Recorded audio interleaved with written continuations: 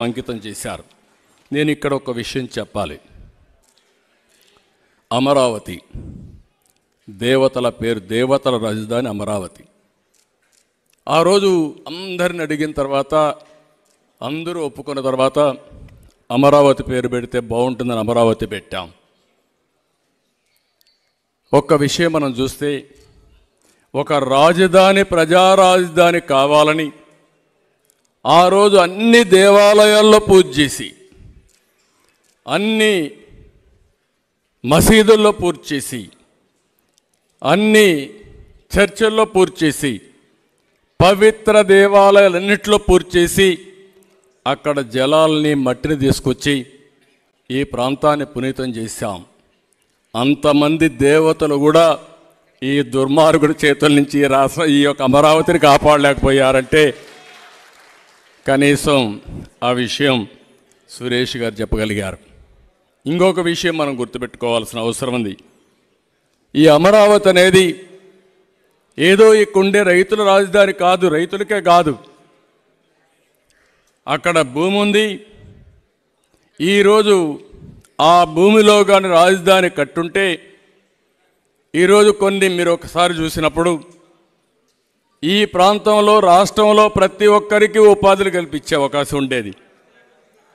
కనీసం అమరావతిని మనం పూర్తి చేసిన తర్వాత ఈరోజు హైదరాబాద్లో నాకు బాగా జ్ఞాపకం, ఎన్నోసార్లు పవన్ కళ్యాణ్ గారు కూడా మేము మాట్లాడుకున్నాం, వారు కూడా నాకు గుర్తు చేశారు. ఆ రోజు హైదరాబాద్లో హైటెక్ సిటీ కట్టినప్పుడు అక్కడ భూమి విలువ ₹1,00,000. హైటెక్ సిటీ కట్టిన తర్వాత కోట్ల రూపాయలు పెరిగింది, అది వందల కోట్ల రూపాయలకు పెరిగింది.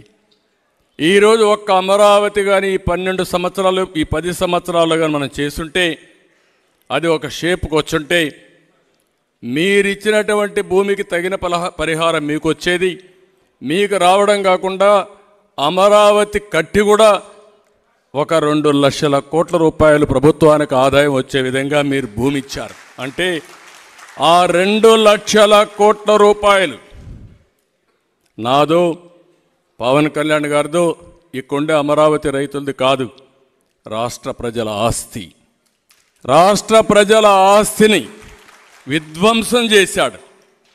అదే అమరావతిలో బిల్డింగులు కనుక కడితే, అభివృద్ధి చేస్తే జిఎస్టీ వస్తుంది, ఇన్కమ్ ట్యాక్స్ వస్తుంది, ఉపాధి వస్తుంది, పర్చేసింగ్ కెపాసిటీ పెరుగుతుంది, దానిపైన ఆదాయం పెరుగుతుంది. ఈ 10 ఏళ్లలో లక్షల కోట్ల రూపాయల ఆదాయం పెరిగేది. ఆ ఆదాయం ప్రజా సంక్షేమ కార్యక్రమాలకు ఖర్చు పెట్టేవాళ్ళం. 5 ఏళ్లుగా 3 రాజధానులు, ఇప్పుడు 4వ రాజధాని. ఆ రాజధాని మళ్ళా హైదరాబాద్కు పోవాలని మాట్లాడుతున్నారు. సిగ్గు ఎగ్గు ఉంటే మనుషులైతే, అంటే నువ్వు దేహి అని నేను వచ్చేస్తా, నాకు ఇచ్చి అంటే ఇచ్చేస్తాను సిద్ధంగా ఉన్నారంటే ప్రజలు. అంటే ఏం మాట్లాడతాడో ఆ పార్టీ, అంటే ఎదురుదాడి చేస్తే, విధ్వంసం చేస్తే ఎవరైనా భయపడిపోతారనే ఆలోచన తప్ప ఇంకోటి లేదు.